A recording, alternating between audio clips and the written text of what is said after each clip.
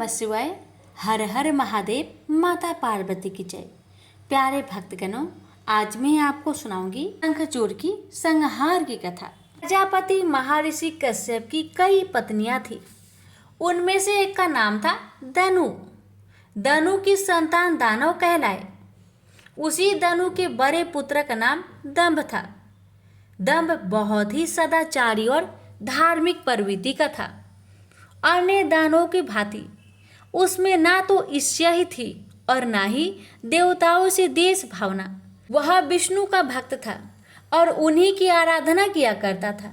लेकिन उसे एक ही चिंता सताती रहती थी कि उसके कोई पुत्र ना था। आचार्य शुक्र ने उसे श्री कृष्ण मंत्र की दीक्षा दी।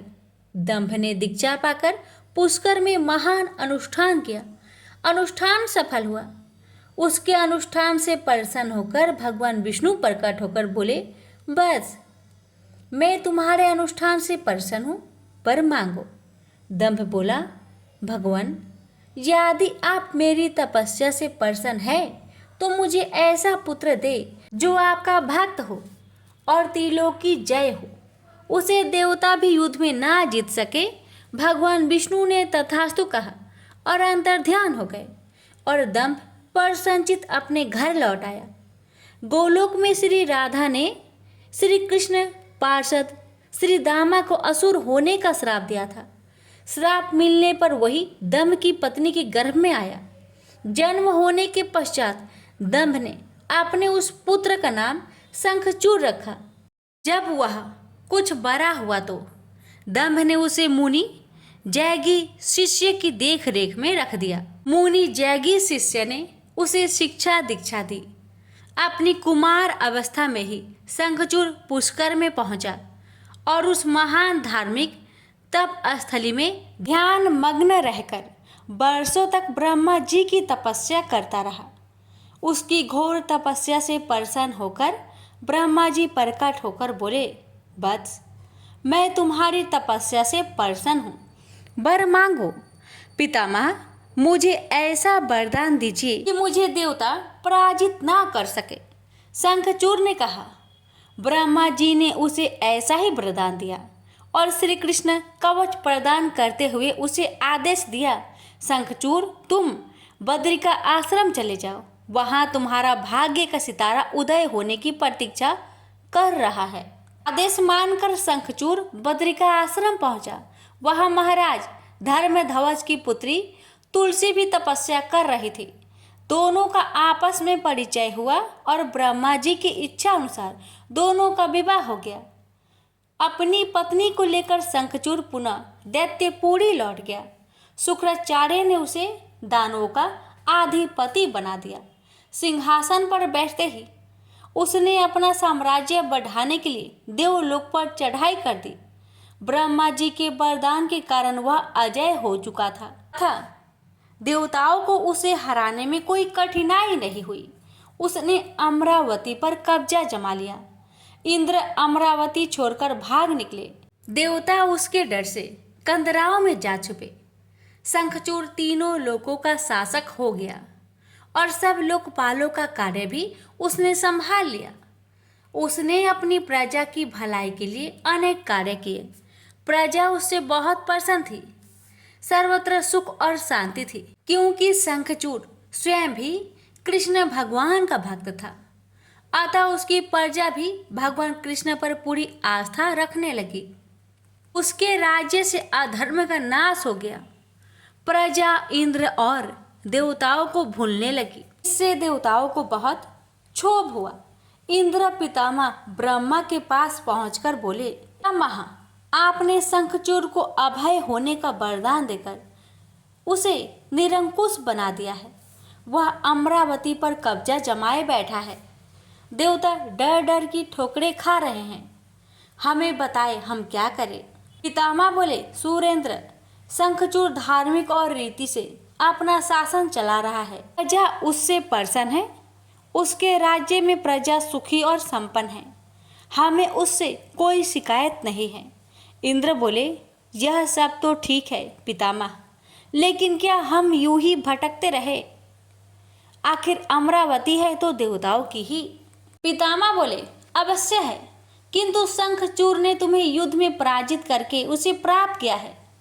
उसने तुम्हारी प्रजा को भी कोई कष्ट नहीं पहुंचाया है, सिर्फ सिंहासनों का ही फेर बदल हुआ है ना। इंद्र बोला, लेकिन पितामह, हम आपकी संतानें हैं, क्या आप चाहेंगे कि आपकी संतानें यूं ही दर बदर भटकती रहे? कुछ उपाय कीजिए पितामह। पितामह बोले, मैं इसमें कुछ नहीं कर सकता देवेंद्र। जब तक शंखचूड़ के भाग्य में अमरावती का ऐश्वर्य भोगना है, वह भोगेगा ही। तुम भगवान विष्णु के पास चले जाओ, वे अवश्य ही कोई उपाय तुम्हें सुझा देंगे। वहां से निराश होकर इंद्र विष्णु भगवान के पास पहुंचे और उनकी स्तुति करने लगे और बोले, भगवान, देवता इस समय भारी संकट में हैं। ब्रह्मा जी ने अपनी असमर्थता जाहिर करके मुझे आपके पास भेज दिया है। कुछ कीजिए प्रभु, अन्यथा संपूर्ण देव जाति ही नष्ट हो जाएगी। विष्णु भगवान बोले, पितामह का कहना ठीक है। मैं भी अकारण शंखचूड़ के संबंधों में हस्तक्षेप करना पसंद नहीं करता। उसकी सारी प्रजा कृष्ण भक्त है और कृष्ण मेरा ही प्रति स्वरूप है। मैं अपने भक्त पर कष्ट होते नहीं देख सकता, लेकिन निराश होने की आवश्यकता नहीं। सूर्यराज, तुम भगवान शिव के पास चले जाओ और उन्हीं से कोई उपाय पूछो, वे अवश्य तुम्हारे कष्ट का निवारण कर देंगे। विष्णु भगवान की बात सुनकर इंद्र निराश भाव से बैकुंठ से निकल आए। अंत में वह भगवान शिव के पास कैलाश पर्वत न जाकर शिवलोक पहुँचे और भगवान शिव की स्तुति करके अपने आने का प्रयोजन बताया। भगवान शिव ने उसकी बात सुनी और उसे आश्वस्त किया, धैर्य रखो सूर्यराज, तुम्हारा सिंहासन तुम्हें अवश्य प्राप्त होगा। मैं गंधर्वराज चित्ररथ को अभी दूत बनाकर शंखचूड़ के पास रवाना करता हूँ। शिव के आदेश अनुसार गंधर्वराज चित्ररथ शंखचूड़ के राजधानी पहुंचा। उस समय शंखचूड़ अपने सिंहासन पर विराजमान था। चित्ररथ ने उसका अभिवादन करने के पश्चात अपने आने का कारण बताया। दैत्यराज, मैं गंधर्वराज चित्ररथ हूँ और भगवान शिव का एक संदेश लेकर आपके पास आया हूँ। यह सुनकर शंखचूड़ के चेहरे पर आश्चर्य झलक आया। शिव के दूत को सामने पाकर वह सिंहासन से उठकर बोला, मेरा अहोभाग्य है कि भगवान शिव ने मुझे किसी योग समझा। आप संदेश सुनाए। क्या संदेश भेजा है भगवान रुद्र ने? गंधर्वराज बोला, दैत्यराज, भगवान शिव का संदेश है कि तुम देवताओं का राज्य उन्हें वापस लौटा दो और उनके अधिकार उन्हें दे दो। भगवान शिव ने देवों को अभय होने का वचन दिया है।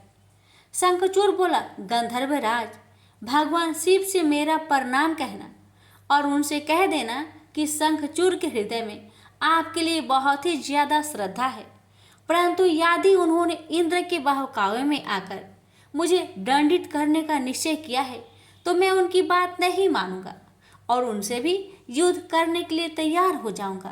चित्ररथ वापस लौटा और उसने भगवान शंकर को शंखचूड़ का उत्तर सुनाया।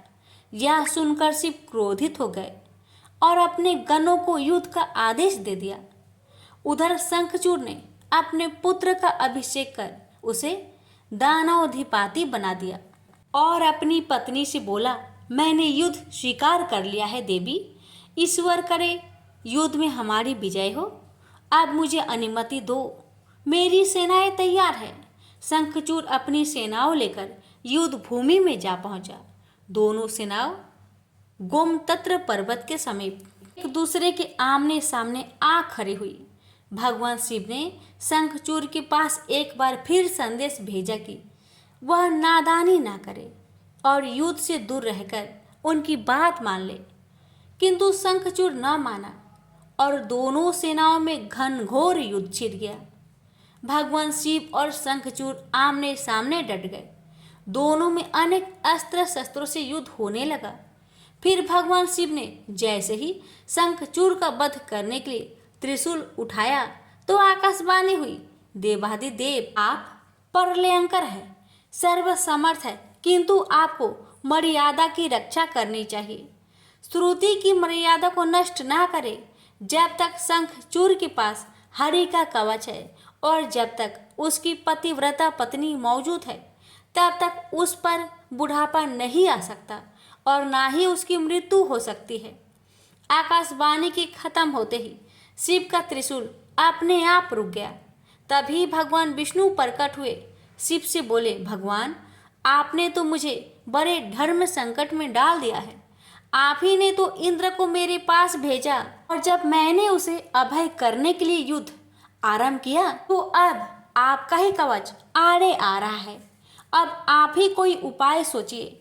विष्णु बोले, शंखचूर के श्राप का समय अब समाप्त होने ही वाला है। भगवान अब इसे असुर योनि से मुक्त करके गोलोक भेजना पड़ेगा। यह कृष्ण भक्त है और कृष्ण मेरा ही प्रति स्वरूप है, अतः इसे वापस गोलोक भेजना होगा। फिर विष्णु ने एक ब्राह्मण का वेश धारण किया और शंखचूर के पास पहुंचकर बोले, दानवराज मैं एक निर्धन ब्राह्मण हूँ, कुछ पाने की आस के लिए आपके पास आया हूँ। शंखचूर बोला, मांगो वृषभवर, जो भी मेरे पास है उसे दे देने में मुझे किंचित भी विलंब नहीं लगेगा। मेरा सिर भी मांगोगे तो वह भी देने से मैं इनकार नहीं करूँगा। आप आदेश तो दो। ब्राह्मण भेषधारी विष्णु बोले, दैत्यराज मुझे आपका सिर नहीं आपका कवच चाहिए। बोलिए, देंगे अपना कवच। शंखचूर ने अपना कवच उतारकर ब्राह्मण भेषधारी विष्णु को सौंपते हुए कहा, अवश्य यदि भगवान कृष्ण की ऐसे ही इच्छा है तो ऐसा ही होगा। आप कवच ले जाइए। ब्राह्मण भेषधारी विष्णु कवच लेकर दैत्यपुरी पहुँचे। फिर उन्होंने शंखचूर का भेष धारण किया और राजमहल में जाकर शंखचूर की पत्नी तुलसी के पास पहुँचे। तुलसी ने उन्हें अपना पति ही समझा और उनका स्वागत किया। उस रात विष्णु शंखचूर के महल में ही ठहरे। अचानक ही पतिव्रता तुलसी को धोखे का आभास हुआ। वह चौंक कर बिस्तर से उठी, बोली, कौन है तू और मेरे साथ छल करने का तुम्हें साहस कैसे हुआ? जल्दी बोल, अन्यथा अपने पतिव्रत तेज से अभी भस्म करती हूँ। विष्णु अपने वास्तविक रूप में प्रकट हो गए। उन्होंने तुलसी को समझाते हुए कहा, सुनो जी, तुम्हारे पति का समय पूरा हुआ। एक श्राप के कारण ही उसे असुर योनि में आना पड़ा था। अब से वह गोलोक में रहेगा, क्योंकि तुम्हारा पतिव्रत धर्म ही उसकी रक्षा कर रहा था। इसलिए मुझे छल करके तुम्हें कलुषित करना पड़ा। तुलसी रोते हुए बोली, यह आपने अच्छा नहीं किया भगवान। क्यों मेरे साथ छल करके मेरा अस्तित्व नष्ट किया? मैं श्राप देती हूँ कि आज से आपको भी पत्थर बन जाना पड़ेगा। आप में दया ममता नहीं है, आप पत्थर है पत्थर। विष्णु बोले, और मैं भी तुम्हें वर देता हूँ तुलसी कि मेरे पत्थर बन जाने पर तुम्हें भी मेरे पास ही स्थान मिलेगा। भविष्य में लोग तुलसी और शालिग्राम की पूजा करेंगे। तुलसी के बगैर शालिग्राम की पूजा अधूरी रहेगी। उसके बाद विष्णु अंतर्ध्यान हो गए और युद्ध भूमि में खड़े शिव को अपनी दिव्य शक्ति से सब कुछ बता दिया। शंखचूर और शिव में पुनः युद्ध आरंभ हो गया, किंतु तुलसी के पतिव्रत धर्म नष्ट हो जाने से शंखचूर की शक्ति घट गई थी। अतः शिव ने अपना त्रिशूल उसकी ओर फेंका तो वह सीधा शंखचूर की हृदय स्थल को बेध गया। वातावरण में हजारों बिजलियां एक साथ कौंध गई। चारों दिशाएं कांप उठी और देखते ही देखते शंखचूर धरती पर जा गिरा। गिरते ही उसके प्राण पेखरू उड़ गए। श्राप से मुक्ति मिलते ही श्री दामा गोलोक जा पहुंचा। उसकी भस्म से एक शंख प्रकट हुआ जो कालांतर में भगवान शिव के हाथों की शोभा बना। देवताओं ने शिव की जय जयकार की और इंद्र को अपना सिंहासन पुनः प्राप्त हो गया। प्रेम से बोलिए, हर हर महादेव। माता पार्वती की जय, लक्ष्मी नारायण की जय, तुलसी माता की जय, शालिग्राम भगवान की जय।